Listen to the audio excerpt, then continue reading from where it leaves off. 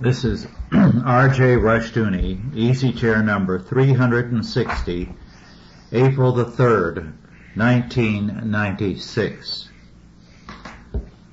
Douglas Murray, Paul Biddle, Mark Rushdoony, and I are going to discuss now the good life.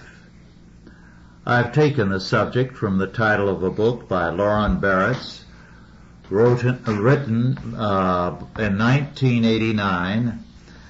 The subtitle of The Good Life is The Meaning of Success for the American Middle Class. The book, in a sense, is a jumping off point. It's a fairly good book, and it does call attention to the decline in the character of the American middle class in this century. According to Barretts, the first shock to the middle class came with the 1920s, when debt began to be a way of life. Americans plunged into debt in a reckless way, both in buying property and in the stock market, with very serious repercussions, which led to the crash of 1929. Of course, with the end of World War II, we went back to this debt economy in even a more intense way than the 1920s. At that time, you still had to pay a sizable down payment. As Barretts points out in our History in the Last Century, a very high percentage of the cost of a property had to be paid down before you could buy it, and there were certain areas of life where you could only, or of the country, where you could only buy with full payment. You had to pay 100%, no long-term or short-term loans. This still prevails in certain parts of the world. When my brother and sister-in-law, who do missionary work in the Balkans, found that it was wiser to have a house in Greece than to make a hotel or an apartment their base, that it would be cheaper in just a few years. They decided to build and found that they could only build with full cash payment. He sent over enough to build a summer place in terms of American costs, and found that he had a 3-story home with 5 bedrooms built with reinforced concrete in terms of U.S. or California earthquake standards. It overlooks the Aegean Sea, and in back is Mount Olympus. He couldn't believe what his money bought him. And of course, it's because there is no property tax there, and there is no interest to pay on a property. Well, debt was the first breaching of the Protestant work ethic in this century. What it said was, you don't have to wait, you can get it all now. And this has been especially true since World War II. But since World War II, we've added another breaching of the Protestant ethic to the fact of debt. And that is in the area of sex. As Barretts points out, Playboy's World offered a single, simple message. Women and men are an eternal and overpowering heat. They live truly only through their genitals, and those who pretend otherwise merely play games designed to add fleeting and delicious preparatory tension to their inevitable surrender. The activating principle of life is female lust, promising every man relief from a groin in flames. Now American boy men could fantasize about safe conquests by melting over Playboy's paper dolls they could call their own. The large breasts of this safe doll were displaced as her only erogenous equipment. She could never witness the boy man's flavor. And it goes on to speak of the vulgarity and the breakdown of everything, and says that what Playboy hoped to do was to make lust respectable, and that Kinsey, of course, worked to the same end. So the good life has come to mean affluence via debt and sexual license a la Playboy and Penthouse.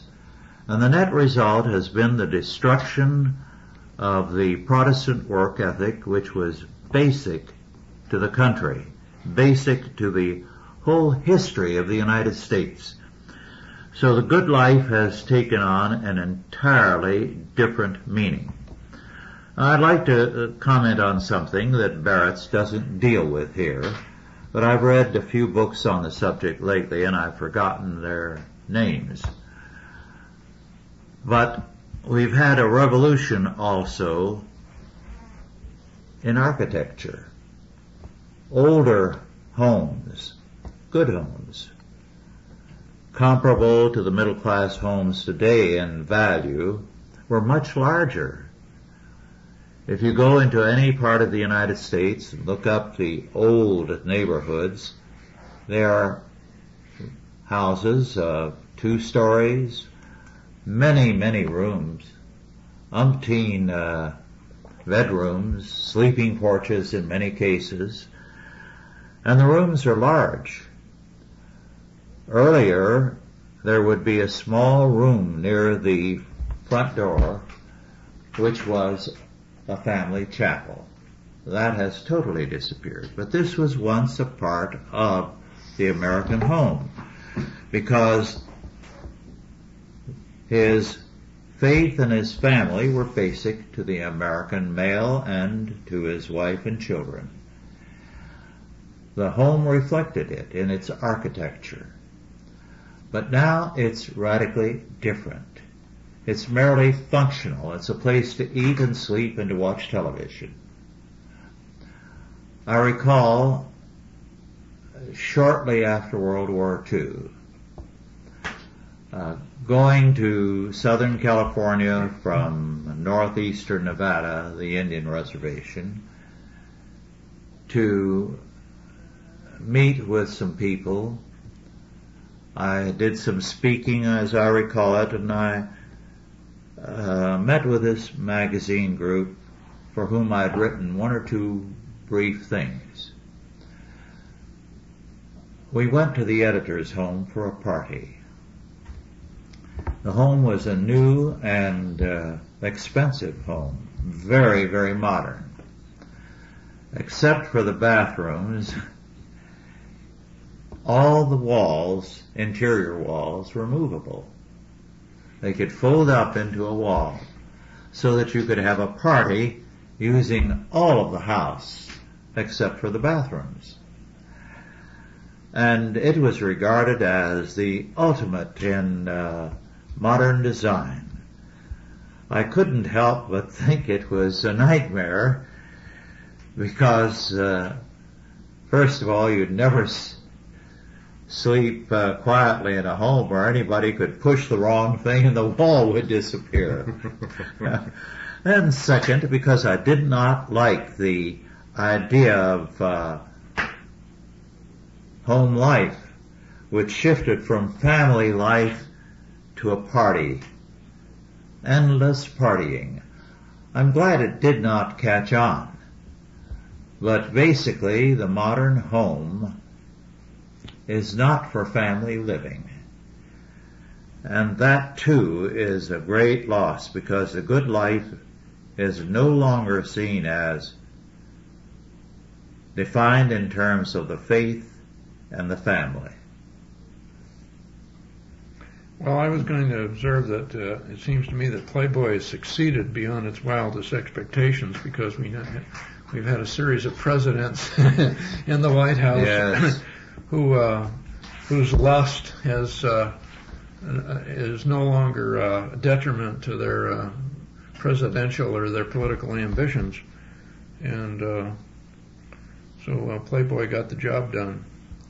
But the middle class, I remember in the San Francisco Bay Area, where I lived for many years before I moved up here, I remember what you're saying. I think it was the Eichler homes, where there were no partitions, and they had high vaulted beam ceilings, and there were no, it was one great big room in the place, and all glass. I mean, it was like living in a fishbowl.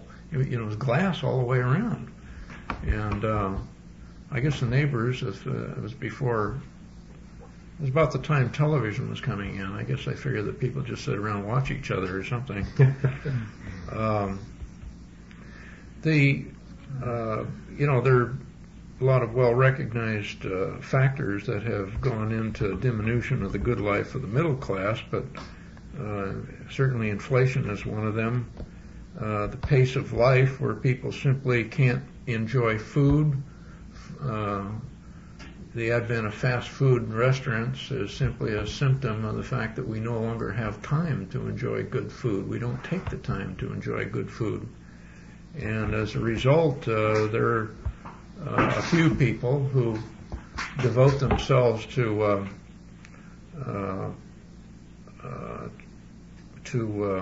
the preparation of food as a pastime, but whereas it used to be a standard family activity, where hours or sometimes days were spent in preparation for a particular meal, food for a particular meal. People just don't do that anymore. The time isn't there, the will isn't there, and in many cases the economic wherewithal is not there. So one of the simple pleasures of life has virtually disappeared.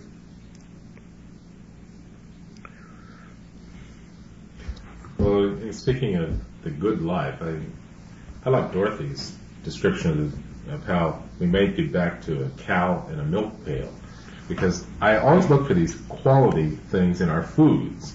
And I think for the American people, the good life, you speak of housing, I think the American people have suffered in terms of the foods they eat especially. We don't have the flavors, we don't have the colors, we don't have the variety. I mean, you speak in terms of fruit trees or vegetables or anything else, and our quality of life, or the good life, is something we almost cannot reach anymore because no one's providing it. And perhaps we don't have a long enough memory to understand that those things once did exist and provided us a lot of satisfaction. But no, I think the good life is choice. And if you don't have choice, and you don't have moderation so you can have a scope of choice, you end up not having a good life. I mean, I think no one can say that sex is wrong or that it's not enjoyable, but too much sex is just like too much of anything. It's not good for you. And I think that maybe during, I don't know when Hefner came in, his daughter's now running Playboy, I guess, but we've had too much of this and that and whatever, and too little of some of the things that we really do need and really enjoy. But that good life is starting to evade us. Mm-hmm. He's proven that you can wear yourself out. I think entertainment media has had a big effect on redefining people's concept of the good life. People, especially young people who are very impressionable, see things in movies, they see things on television, and even though they know it's not real, they get these subtle assumptions about what is desirable and what is not desirable. And so that's why I think young people increasingly over the last half century have been kind of casting their line in all kinds of different directions, and some of them quite absurd and counterproductive and even destructive, because they see things idolized in movies, on television. They see lifestyles or ambitions that are really rather foolish. And I think that began probably very early because, well, California became a desirable place through the movies. And I think it's from the early days, movies have had quite an impact on people and their public perception. They still do have a perception of how people perceive the United States because of what we export in the form of our movies. So even though we know it's not real, it affects us. And I found a lot of students, a lot of their ideas of history comes from their impression of what they've seen in a movie, on television, and they don't even realize it. Their idea of Puritans are what they've seen on television. Their idea of Abraham Lincoln is what they see in a portrayal. Their perception of World War II is what they've seen in old war movies, and on and on and on. And people's perception of what is desirable and what the real world is like has been largely molded by entertainment media in this century. It's extremely powerful. I remember he was at Newton Mill or something, observed that this was back in the late 60s, I guess, that the average kid had over 3,000 hours of television watching in before he hit the 5th grade. I mean, that's got to have a powerful influence, more so than the parents. And then when the kids are able to read, what do they read? They don't read the Bible. They don't know what God's prescription for a good life is. Television becomes their Bible. The pop culture becomes their Bible. It defines what the good life is for them. What other source of information do they have? It really creates pop culture to a large extent. You know, what other source of information do they have? I mean, they're starved for information, first of all, and then they're fed garbage. Their hunger is fed with garbage. Well, let me ask a question. Is the good life contentment, which would be television watching, or is it fulfillment? Well, it has to be fulfillment. I think so. Nobody's ever content.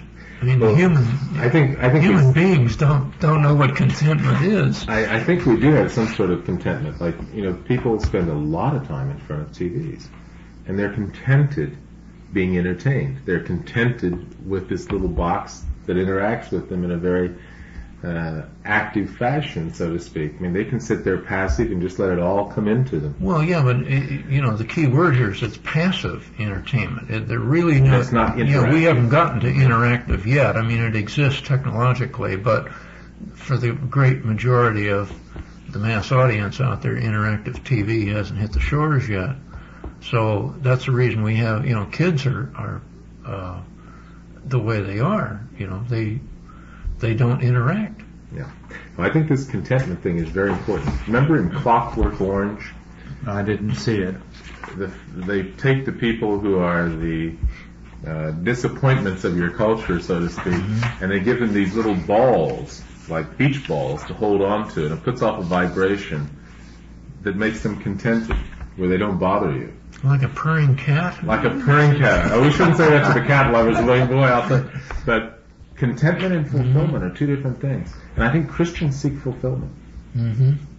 But I think there are many people that are very satisfied with contentment. That's because they're lazy. Possibly so. But I think humans are very easily corrupted. Television is a marvelous corrupting influence. I mean, it appeals to your instinct to take the path of least resistance in life. The good life is not having a Sony 32-inch television. The good life is not having an ability to kick back in your rocker and not have to do anything. Those are contentment type things. But I think good life is fulfillment. I would vote for television has now become the path of least resistance to knowledge. And that's the reason that there's so much control. The government has so much control. They can say what knowledge is. They can dispense it in any form they wish. We've got pornography on television now that would have been unthinkable 30 years ago. Yeah. But the government defines, the courts define, the media defines, the entertainment industry defines by what's seen on television. It's become all powerful. I'm thinking of fulfillment with Mark. Like, I think Mark has a good life. I really do believe that from what I observe. I don't know, you haven't told me that, but I think you have a good life. But I was thinking about your 4-H efforts with the kids and doing the sheep. That requires effort, but it gives you fulfillment, not contentment, but fulfillment. And that is good life for you. And I think it has the same thing to do with, each of us has this thing, but if we find fulfillment, we have a good life. If we find contentment, we don't necessarily have good life. And all the things that we acquire, the physical possessions we acquire, for the most part, give us contentment, and not the fulfillment aspect. Well, how many times have we met people with enormous amounts of money who are the most miserable people on the face of the earth? I mean, they themselves are not far from being content or fulfilled. They may have fulfilled their wishes as far as wealth is concerned, but they're terribly, their lives are just a shambles. Last night I was reading Ecclesiastes, and that whole darn thing in Ecclesiastes, I think there's a lot to be said for fulfillment and contentment, But I think fulfillment is the big thing in the good life. One of the things we need to consider now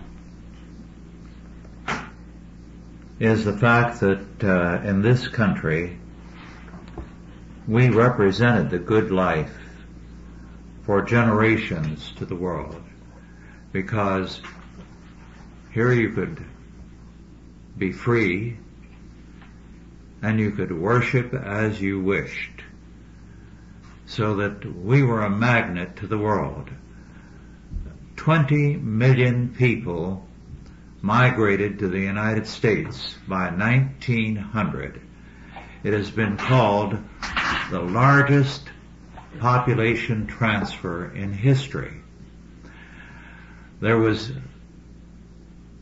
a very, very great outpouring of immigration because of the upsets of World War I, so that the number from 1900 to 1920 approximately was very, very great.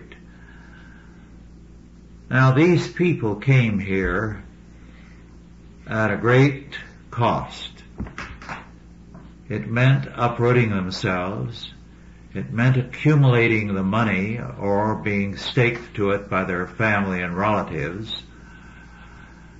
And they came here because they were ready to work. It used to be that in New York, the pay at the beginning of this century for immigrants was $8 to $14 a week. And that was the high pay area. It was half that in Boston, where a lot of immigrants landed as well. The interesting fact is that those immigrants did not stay in the poor neighborhoods very long. In New York, it was about 6 or 7 years, and they moved upward because every member of the family that could get a job worked. They were out to improve themselves.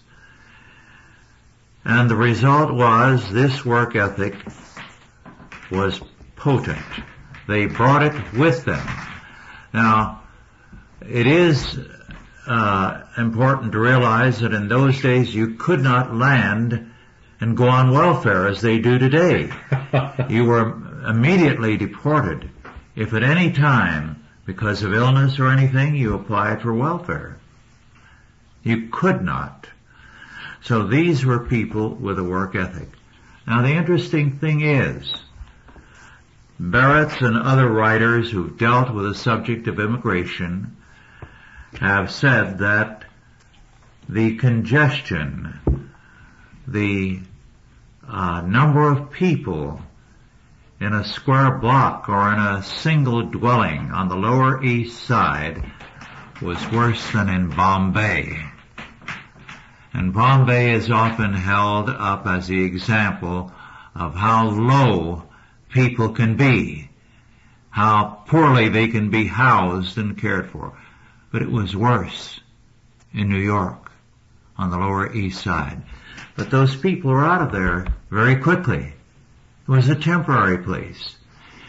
And the Orthodox Jews who landed there made Bombay look like a blissful place in terms of congestion, because they brought in all their friends and relatives, sent for them as fast as they could, piled them into rooms, and as quickly as possible moved upward.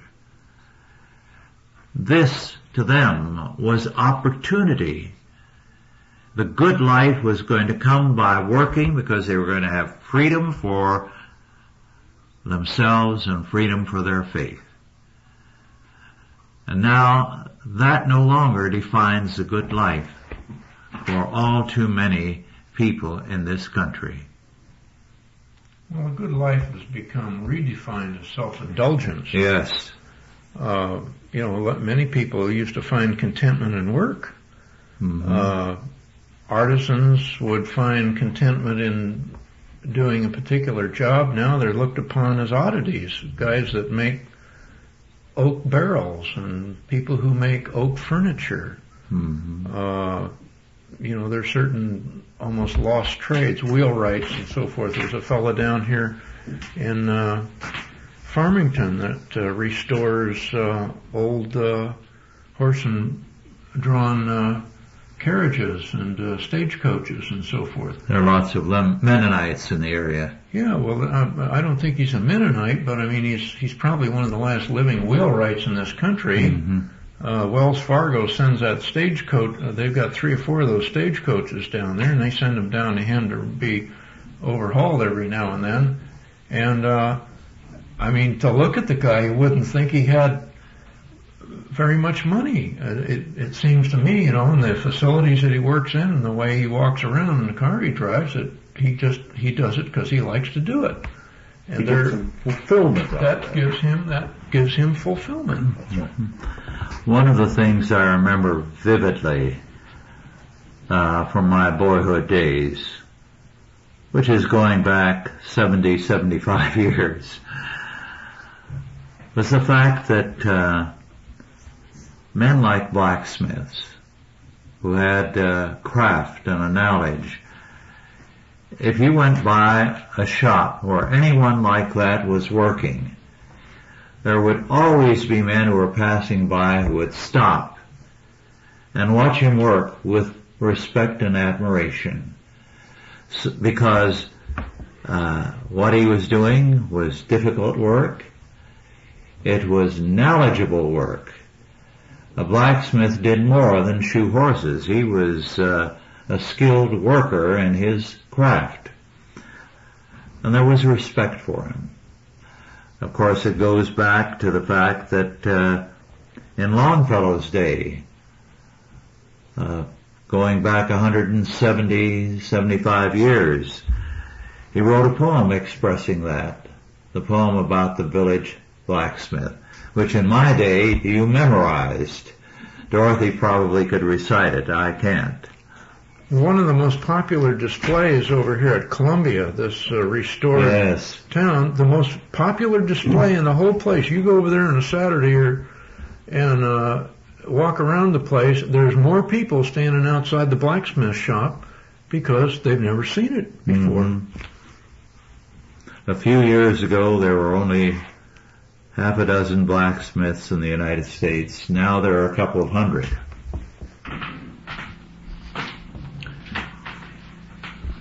I'd like to quote Irving Howe, who came from an immigrant family, and he said, "Our parents clung to family life as if that was their one certainty." This is how important families were. Now,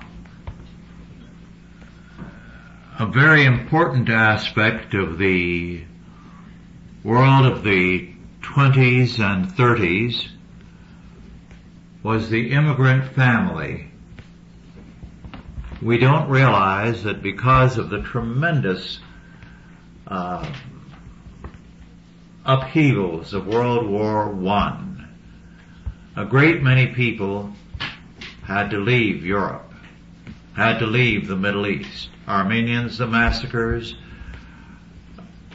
many people fleeing communism in Eastern Europe, many others fleeing for one reason or another, the oppression that arose in various parts of Europe and the Middle East.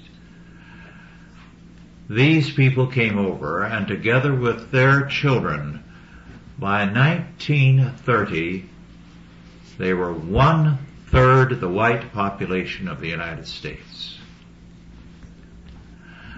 Their devotion to family life was intense. Irving Howe, to repeat his words, our parents clung to family life as if that was their one certainty. Well, what this did was to revive the basic character of this country, because family life had been basic to 19th century America. Now the immigrants revived it. We face a situation today when we have problems from every direction. First, the third and fourth generations do not regard family life as important. They have been so thoroughly affected by public education that their standards are neither familistic nor biblical. Then you have the sexual revolution and its impact, so that the good life is no longer what it was to Americans over the generations. The immigrants at that time reinforced what had been the American tradition of faith and family. But since World War II, our immigrants come over here and go on welfare. We have a great many illegal ones. We have a population of, 30,000 who are criminals, I believe, in California. These are illegal aliens. And across country, the illegal aliens represent a criminal element. The legal ones, too often, are ready to go on welfare as soon as they come. We all know here of one family that came over, and before their first day was over, they had applied for welfare. This is commonplace now. It was once illegal. So this has led to a redefinition of the good life in this country. It is now an entitlement idea.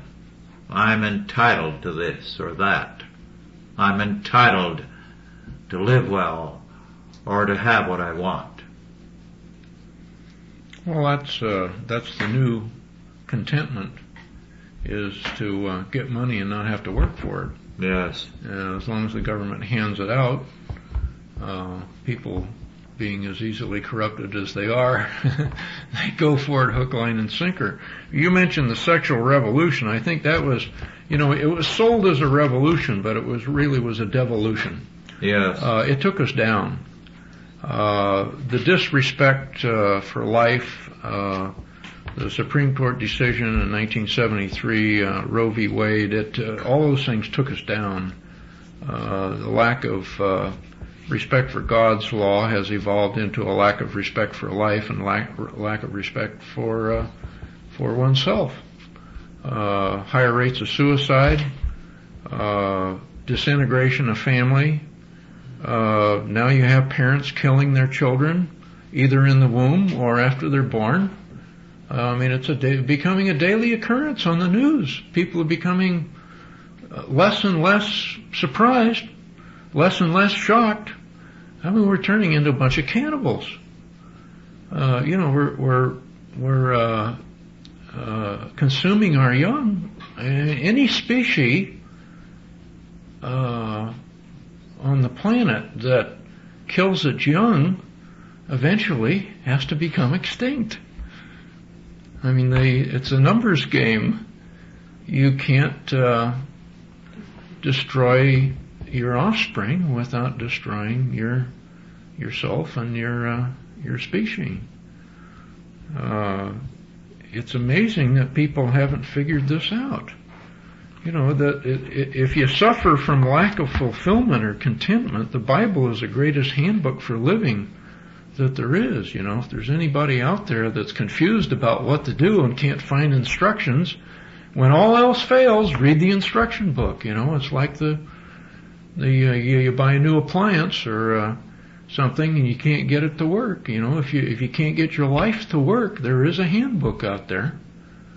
Everybody ignores the instruction book, but when all else fails, if you hit the wall, pick it up and give it a try.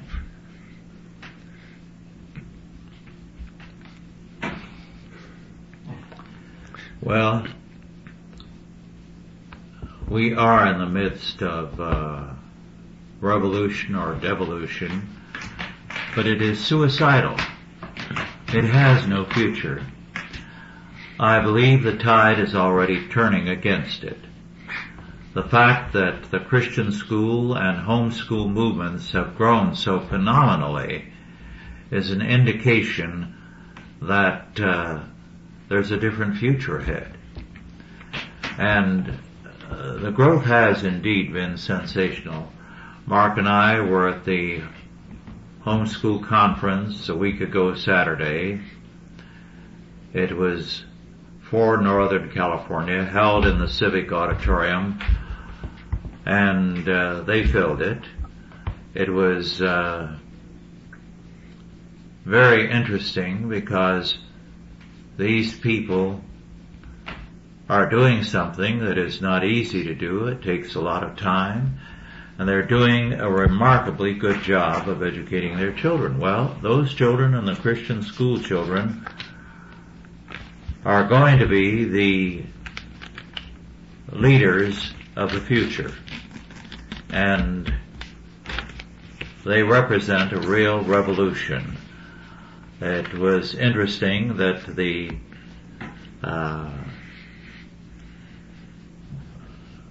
attorney for the homeschool movement, the main man, Michael Ferris, a very superior man who was there, was himself evidence of a change coming.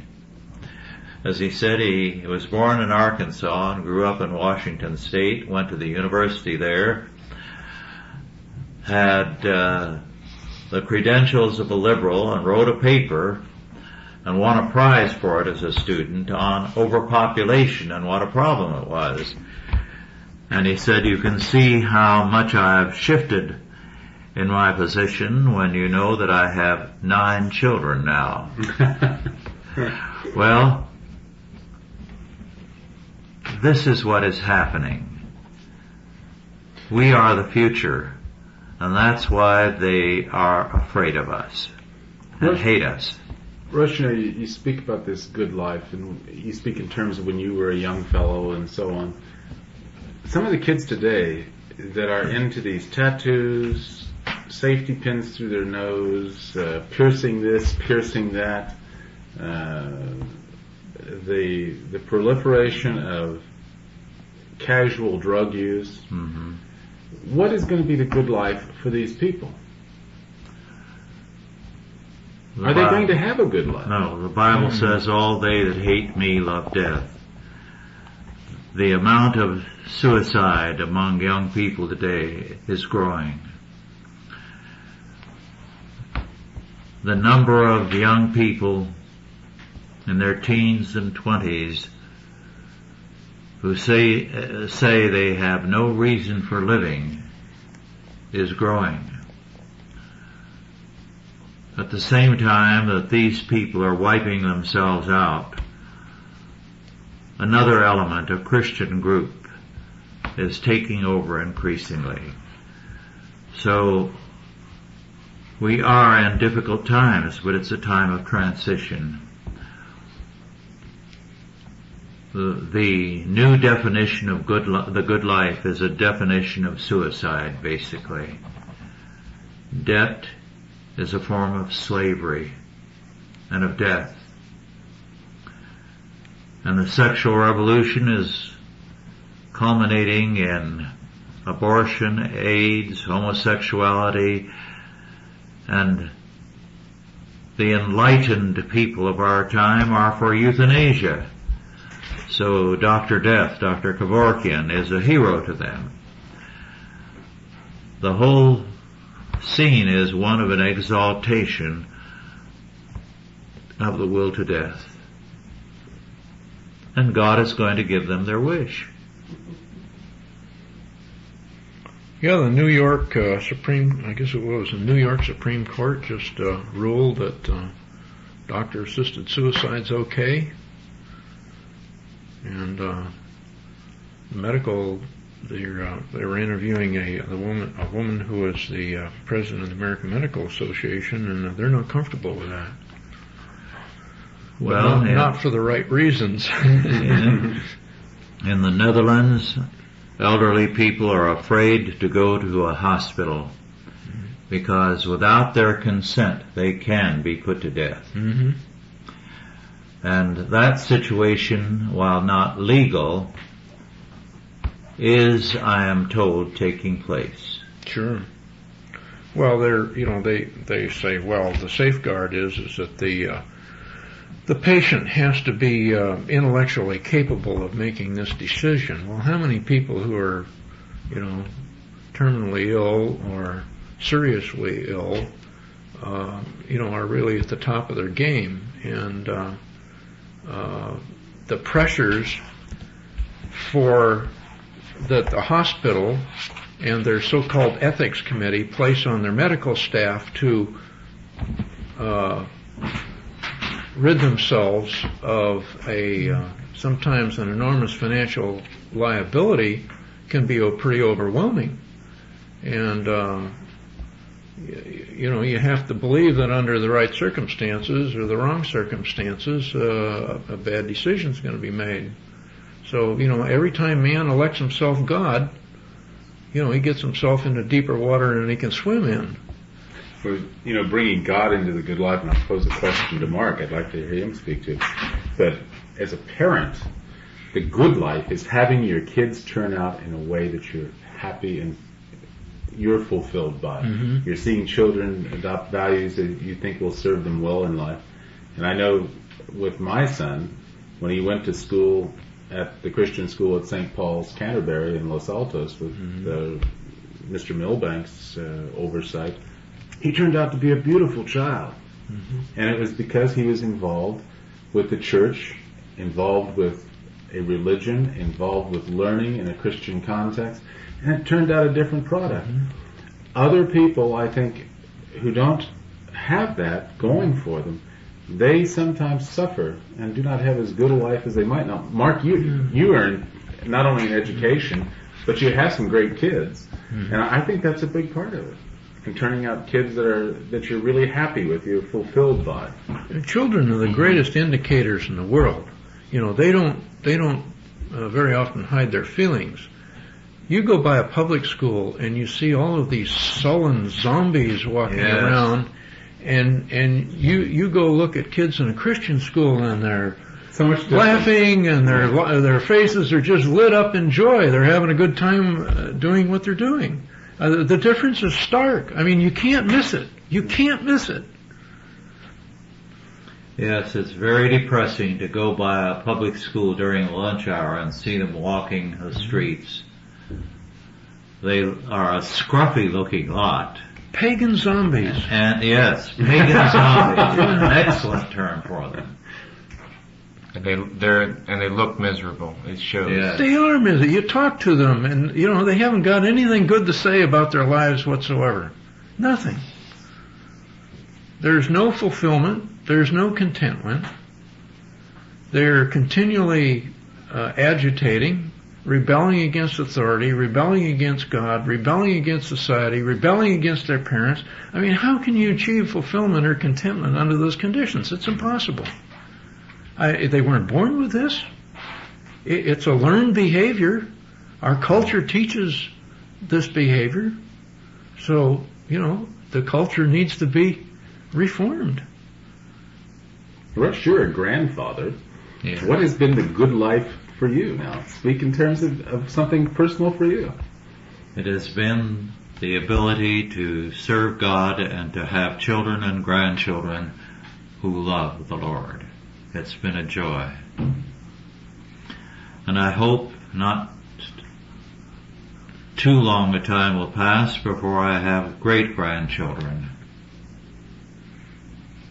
The first of my granddaughters is already married.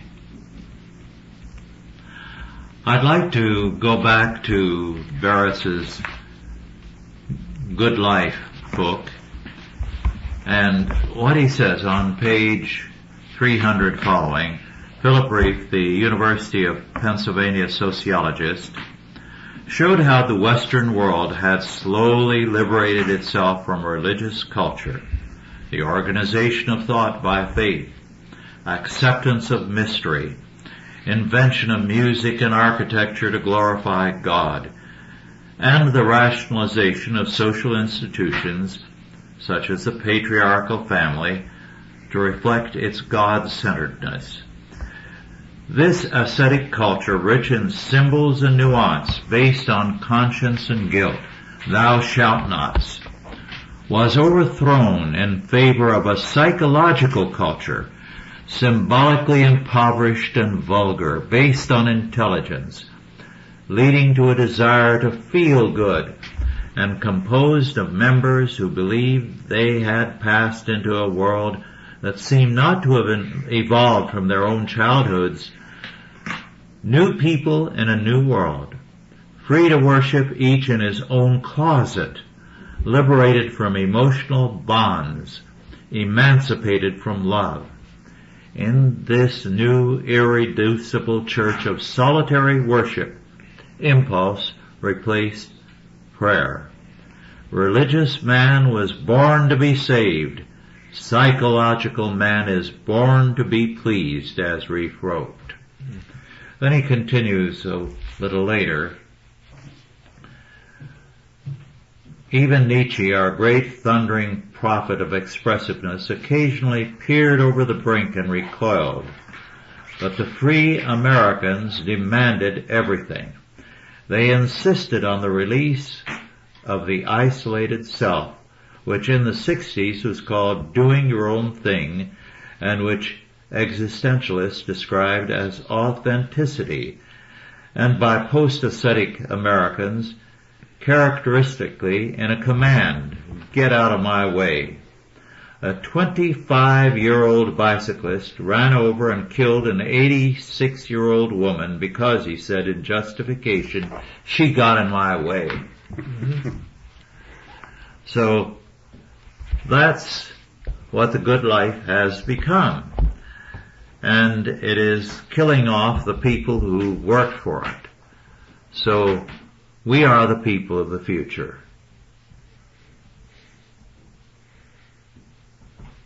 Well, it seems like Christians are the only people left on this planet with any hope. Everyone else seems to be running on the arrogance of electing themselves God. And we're growing in numbers. I've cited often the figure given of an average of 300 Christians killed for their faith every day somewhere in the world. But about double that number newly converted every day. Well, there's lots of people out there that just can't stand to see anybody having a good time.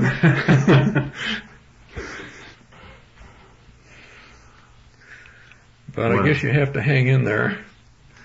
Yes. The good life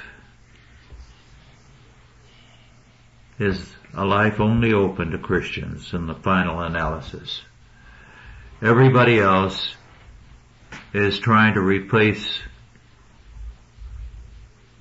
the quality of life with things, having possessions, accumulating as much as they can accumulate. When I was young, there was a saying, which is still known, but not considered as seriously as then: you can't take it with you. There was no Brinks armored car following Howard Hughes to the graveyard.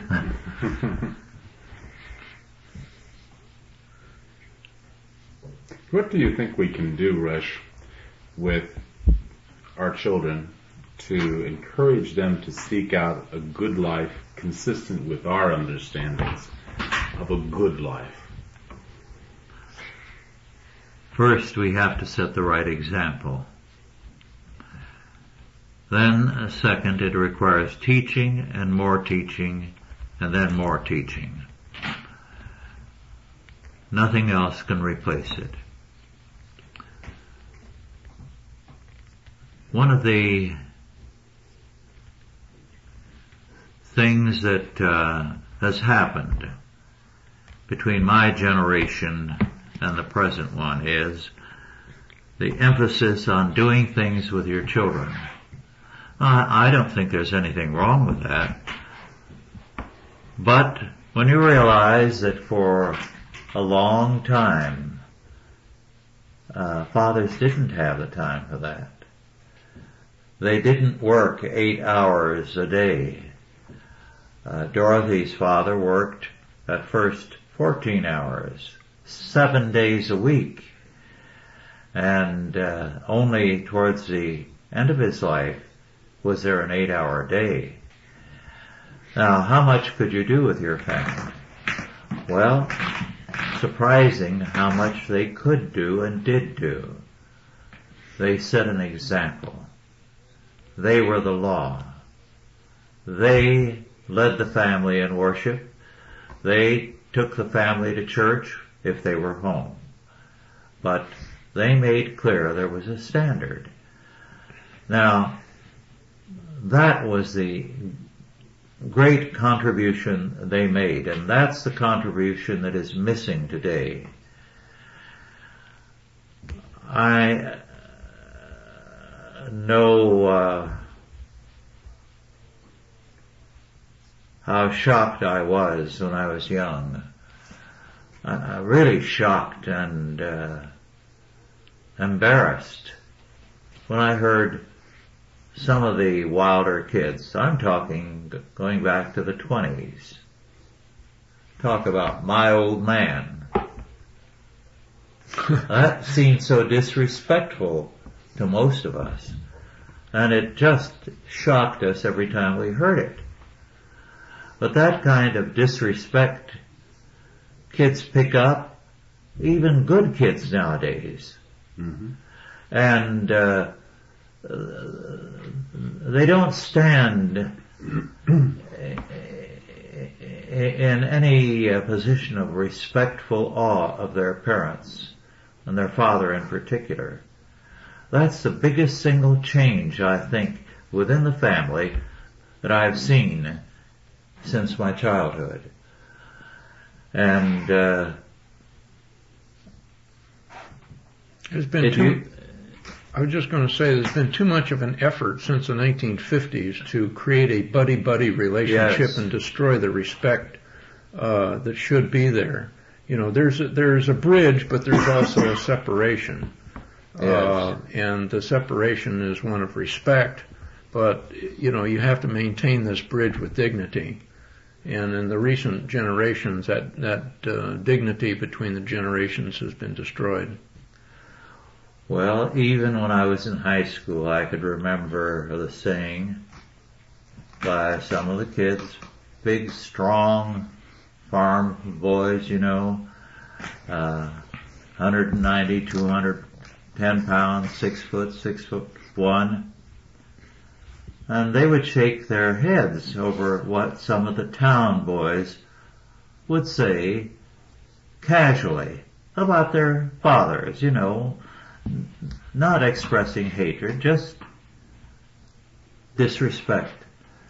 And their attitude was, if I said that to my dad, I'd pick myself up in the corner. Mm-hmm. Yeah.